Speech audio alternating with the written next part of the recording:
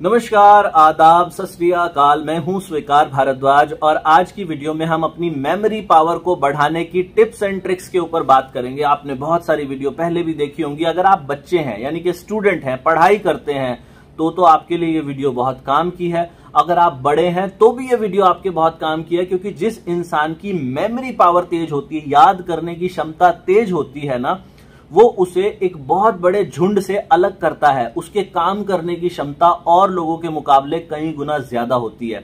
तो अगर आपके घर में बच्चे हैं तो उनको भी ये वीडियो जरूर दिखाना, क्योंकि बड़ी सिंपल सी ट्रिक है। कुछ लोगों को पता है, कुछ को नहीं पता। तो ये ट्रिक क्या है जी? ट्रिक को बोलते हैं विजुअलाइजेशन एंड एसोसिएशन। विजुअलाइजेशन यानी कि कल्पना करना और एसोसिएशन करना, उनको किसी चीज के साथ जोड़ देना। ये टिप एंड ट्रिक आपने पहले भी देखी होगी, मैं आप लोगों को याद करा देता हूं। जैसे कि फॉर एग्जाम्पल, अगर हमें याद करना है, एक बकरी है, एक कुत्ता है और एक शेर है और एक हाथी है और एक बंदर है और एक अंगूर है। ये 6 चीजें मैंने आपको बताई।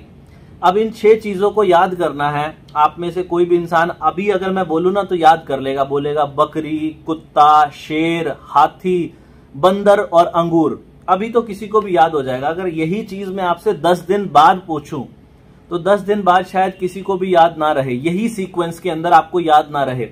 जब आप पढ़ाई करते हैं ना तो बहुत बार बच्चों का ऐसा बोलना है, जब मैं पढ़ाई करता था तो जब मैंने LLB के एग्जाम दिए तो मैं अपने दोस्त को बोला करता था कि यार ये जो पॉइंट्स है ना, हर क्वेश्चन के, हर आर्टिकल के कुछ पॉइंट्स दिए होते हैं। मैं उसको बोलता था कि यार ये पॉइंट्स याद हो जाए ना, अंदर की कहानी तो मैं अपने आप लिख लूंगा, मुझे ये पॉइंट्स याद आने चाहिए एग्जाम के वक्त। तो ये पॉइंट्स ही याद नहीं होते लोगों को, और अगर पॉइंट्स भी याद होते हैं तो सीक्वेंस में याद नहीं हो पाते। तो इनको सीक्वेंस में कैसे याद करना? अभी सपोज कीजिए हमारे क्वेश्चन के आंसर के ये पॉइंट्स है कि बकरी, कुत्ता, शेर, हाथी और बंदर और अंगूर, ये 6 चीजें हमारे पॉइंट्स हैं। आज तो आपको याद हो गया। इसी सीक्वेंस में 10 दिन बाद कैसे याद करें? इसके साथ किसी कहानी को जोड़ दो, कोई कहानी बना दो। अभी बनाने की कोशिश करते हैं। अभी मैंने भी पहले ये कोई कहानी सुनी नहीं, लेकिन इसको बनाते हैं। किसी भी तरीके की कोई भी कहानी उसके साथ जोड़ दो। मान लीजिए कि एक बकरी है, वो एक तालाब के किनारे पानी पी रही है और वहीं पर एक कुत्ता आ जाता है। वो कुत्ता बकरी को देख के तेज तेज भौंकने लगता है। तभी वहां पर एक शेर आ जाता है और शेर कोशिश करता है इन दोनों का शिकार करने की, बकरी और कुत्ते का शिकार करने की कोशिश करता है। वहीं पर एक हाथी भी पानी पी रहा है उसी तालाब से। तो हाथी देखता है कि इनकी जान खतरे में है। हाथी उस शेर को अपनी सूंड में भरता है और घुमा के फेंक देता है कहीं दूसरी तरफ, और वहां शेर एक पेड़ से टकराता है, जिस पेड़ के ऊपर एक बंदर बैठा है और वो बंदर अंगूर खा रहा था। तो अब ये कहानी बन गई कि एक बकरी जो है वो पानी पी रही है और वहां पर कुत्ता आता है, वो भौंकना शुरू करता है, और शेर आता है। शेर इन दोनों का शिकार करने की कोशिश करता है, लेकिन इनको बचाने के लिए हाथी अपनी सूंड में शेर को बांधता है और फेंक देता है। शेर जाके एक पेड़ से टकराता है, उस पेड़ के ऊपर एक बंदर बैठा है और नीचे बंदर बैठा है और वो अंगूर खा रहा है। तो ये कहानी हुई। अब इस वीडियो के लास्ट में, अभी तो मैंने आपको शुरुआत में बता दी, जब ये वीडियो खत्म होगी उसके बाद नीचे कमेंट करना, सीक्वेंस में कमेंट करना कि इस कहानी में सबसे पहले कौन आता है। बकरी, फिर कुत्ता, फिर शेर, फिर हाथी, फिर उसके बाद बंदर और फिर अंगूर। सीक्वेंस में कमेंट करना। अगर आपको याद रहा ना, और इसको 3 दिन बाद भी इस वीडियो को देखना और फिर कमेंट करना कि आपको सीक्वेंस याद है कि नहीं है। आप देखना, आप 10 दिन बाद क्या 100 दिन बाद भी अगर याद करोगे तो ये कहानी आपको याद रहेगी, और आपको ये चीजें इसी सीक्वेंस में एग्जाम के वक्त तो स्पेशली आपको याद रहेंगे। तो ये तो थी एक ट्रिक याद रखने की। उसके अलावा हम ये जानने की कोशिश करते हैं कि जब हम पढ़ाई करते हैं या किसी भी चीज को देखते हैं, हमें क्या चीजें याद रह जाती हैं। हमें ये गाना, जो पुराने लोग हैं, जो बड़े लोग हैं, उनको ये गाना सबको याद होगा, लग जा गले के फिर इस जन्म में मुलाकात हो ना हो। ये गाना लता मंगेशकर का सबको याद है कि लग जा गले फिर ये हंसी रात हो ना हो, शायद इस जन्म में फिर ये मुलाकात हो ना हो। सबको ये लिरिक्स याद है। जब गाना गाएंगे तो गा देते हैं। कई बार छोटे छोटे बच्चे जो होते हैं ना, वो आजकल के बच्चे बाहर के गाने सुनने लगे हैं, BTS के गाने सुनने लगे हैं, और वो सारे गाने अंग्रेजी के अंदर हैं। और हम उन बच्चों को बोलते हैं, छोटे छोटे बच्चों को, कि तुम्हें अपने स्कूल की पोएम तो नहीं याद होती ऐसे, तुम ये गाने याद कर लेते हो। क्यों गाने याद हो जाते हैं, गाने याद हो जाते हैं। कोई मूवी अगर आप पूछो, मुझे याद है कि मैं एक दिन एक मूवी देख के आया और मैं अपनी वाइफ को उस मूवी की पूरी स्टोरी मैंने ऐसे आके बता दी। ऐसे हमें जब हम कोई बुक पढ़ते हैं, वो बुक तो नहीं हमें याद रहती। हमने शोले मूवी देखी होगी, शोले मूवी हमें एज इट इज याद है कब क्या हुआ था। और अभी लॉकडाउन में सबने महाभारत देखी थी, सबको याद होगा। तो हमें क्या चीजें याद रहती हैं? हमें वो चीजें याद रहती हैं जो हमें मजा देती है अंदर से, जो हमें जिसके अंदर मजा आता है। तो आप जो पढ़ाई करते हो उसके अंदर जब मजा नहीं आता तो आपको वो चीजें याद नहीं रहती। उस क्षण में तो याद कर लेते हो, रट्टा तो लगा लेते हो, लेकिन वो रट्टा ज्यादा लंबा याद नहीं रह पाता। तो इसका क्या तरीका है? देखो जी, एक मैंने सुना था, या तो जिससे प्यार करते हो उससे शादी कर लो। बच्चे भी ध्यान से सुने इस बात को। या तो जिससे प्यार करते हो उससे शादी कर लो, या फिर जिससे शादी हुई है उससे प्यार कर लो। तो ये चीज यहाँ पे कैसे काम करती है? ये चीज यहाँ पर ऐसे काम करती है कि जो आप पढ़ाई लिखाई कर रहे हो, क्यों कर रहे हो, आपको ये सवाल करना पड़ेगा। या तो आपको उस पढ़ाई से प्यार हो। मैंने बहुत सारे ऐसे बच्चे देखे हैं जिनको मैथमेटिक्स से बचपन से ही प्यार होता है। उनको वो चीजें फटाफट याद हो जाती है क्योंकि उनको प्यार होता है। अगर आपको प्यार नहीं है तो आपको उसके पीछे का कारण जानना पड़ेगा।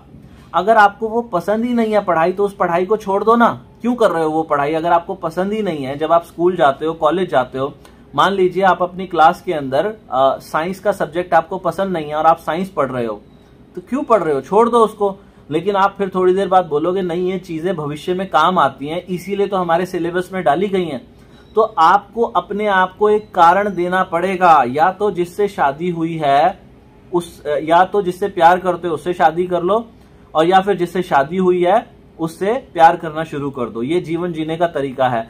ऐसे ही आप जो पढ़ाई कर रहे हो उसके अंदर कुछ इंटरेस्टिंग तरीके आपको ढूंढने पड़ेंगे, क्योंकि ये पढ़ाई आपके काम आती है। ये आपका सिलेबस बोल रहा है। आपको भविष्य में जब आप बड़े हो जाओगे, अभी आपको नहीं पता कि ये कहानी मेरे पानीपत की जो तीनों लड़ाइयां हैं वो आपके किस काम आनी है, उसकी कि कब हुई थी पानीपत की 3 लड़ाइयां, किसी को याद नहीं रहती। जो लोग पानीपत में रहते हैं, मैं भी पानीपत में रहता हूं, उनको भी याद नहीं रहती कि ये कब हुई थी पानीपत की 3 लड़ाइयां। लेकिन ये आपके किस काम आनी है? ये चीजें आपके जीवन में जरूरी है, इसीलिए आपको पढ़ाई जा रही है। आपको हिस्ट्री का ज्ञान होना चाहिए, आपको साइंस का ज्ञान होना चाहिए, आपको ज्योग्राफी का ज्ञान होना चाहिए, इसीलिए आपको पढ़ाई जा रही है। तो उनको ध्यानपूर्वक समझने की कोशिश करें और एक अपना एक कारण पैदा करो अपने अंदर कि मैं इसको क्यों कर रहा हूं। अपने अंदर अगर आपने कारण पैदा कर लिया तो आप उसको बड़े आसानी से कर पाओगे। दूसरी क्या है, आपको ना कुछ एक अपने जीवन में कुछ मेडिटेशन का इस्तेमाल करना पड़ेगा फोकस के लिए। आपको जब पढ़ाई करते हो आपका ध्यान इधर उधर ना जाए। मान लीजिए आप पढ़ाई कर रहे हैं, आजकल तो हर बच्चे के पास मोबाइल होने लगा है, तो पढ़ाई करते करते उधर से आपके व्हाट्सएप की या फेसबुक की नोटिफिकेशन आई, तो आपका ध्यान, ऑब्वियस सी बात है कि आपका फेसबुक के ऊपर नोटिफिकेशन जैसे ही आई आपका ध्यान वहां पर जाएगा, क्योंकि वहां से डोपामिन रिलीज होता है। डोपामिन आपके दिमाग के अंदर रिलीज होता है और उसकी वजह से आपको मजा आता है, लेकिन वो किताब पढ़ने में आपको मजा नहीं आ रहा। तो ऐसे समय में हमें करना क्या है? ऐसे समय के अंदर हमें कुछ फोकस की टेक्निक अपनानी है जिसको बोलते हैं मेडिटेशन। भगवान बुद्ध ने आज से 2500 साल पहले विपश्यना बताई थी कि विपश्यना में क्या करते हैं। उसके अंदर विपश्यना मेडिटेशन जो है वो एक साइंटिफिक तरीका है, साइंटिफिक रिसर्च उसके ऊपर हो चुकी है कि मेडिटेशन को, अपने मन को एकाग्रित करने का जो ध्यानपूर्वक साइंटिफिक तरीका है वो है विपश्यना।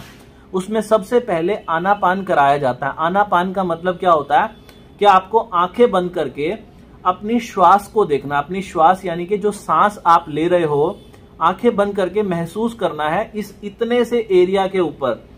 जब सांस अंदर जाती है तो कहां टच होती है, आपके यहां पर मूंछों के पास कहां टच हो रही है, नाक के अंदर कहां पर टच हो रही है, बस इतने से एरिया में उसको ऑब्जर्व करना है।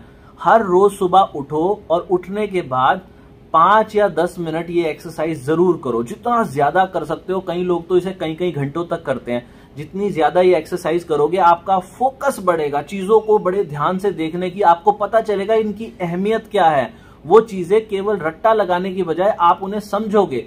जब भी कोई चीज हम समझ के करते हैं ना, वो हमें हमेशा याद रहती है। जब किसी चीज का रट्टा लगाते हैं तो वो हम भूल जाते हैं। तो चीजों को समझने की कोशिश करें और ये आनापान का हर रोज इस मेडिटेशन का इस्तेमाल करें। अपनी श्वास के ऊपर ध्यान केंद्रित करें और मन को शांत करें। पढ़ाई के वक्त अपने आप को एक कारण दें और साथ में मैंने जो आपको तरीका बताया कि एक कहानी जोड़ दीजिए पीछे। वो कहानी जो मैंने आपको शुरुआत में बताई थी, फिर से उसको याद करने की कोशिश करते हैं। उस कहानी में मैंने क्या बताया था, दोबारा से याद करें। एक बकरी थी और बकरी और एक कुत्ता था। कुत्ता बकरी के ऊपर भौंक रहा था और वहां पर एक शेर आया। शेर ने इन दोनों का शिकार करने की कोशिश की और शिकार करते समय वहां पर एक हाथी भी पानी पी रहा था। तो हाथी ने शेर को अपनी सूंड में लपेटा और एक पेड़ की तरफ फेंक दिया। उस पेड़ के ऊपर एक बंदर बैठा था जो अंगूर खा रहा था। अब आप इस कहानी को बताएं कि आप सबको ये कहानी याद रही थी या मेरे बोलने पे याद आई है। मुझे पूरी उम्मीद है कि ये कहानी आप सबको याद रही होगी। अगर याद रही थी तो नीचे कमेंट करके बताइएगा। अगर आपको ये वीडियो सिंपल और सरल लगी है ना, तो ज्यादा लोगों तक भेजिएगा। नीचे कमेंट करिए, वीडियो को लाइक करिए।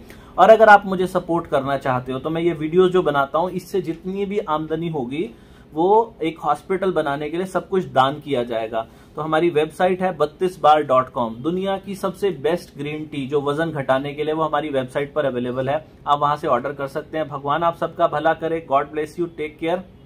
Bye bye.